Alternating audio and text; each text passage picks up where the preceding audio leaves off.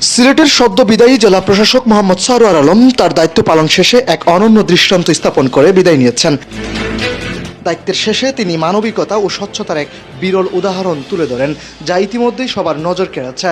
বিদায়ের আগে তিনি নিজের ব্যক্তিগত তহবিল থেকে হযরত শাহজালাল রহমতুল্লাহ আলাইহির মাজারে ফান্ডে 5 লক্ষ টাকার একটি চেক স্থানান্তর করেন।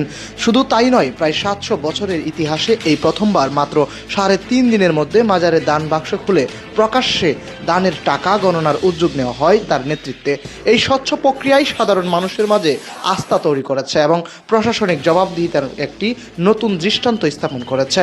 মঙ্গলবার দুপুরে সিলেট উসমানী আন্তর্জাতিক বিমানবন্দর থেকে তিনি ঢাকার উদ্দেশ্যে রওনা দেন। বিদায়ের মুহূর্তে সহকর্মী, গণমাধ্যম কর্মী এবং স্থানীয় জনগণের মধ্যে ছিল আবেগঘন পরিবেশ। মোহাম্মদ সারোয়ার আলমের পালনের উদাহরণ নয়, বরং এটি নৈতিকতা, স্বচ্ছতা এবং ব্যক্তিগত দায়বদ্ধতার এক অনুকরণীয় দৃষ্টান্ত হিসেবে স্মরণীয় হয়ে থাকবে। মাহবুব আল মারুফ, এবিসি টেলিভিশন, সিলেট।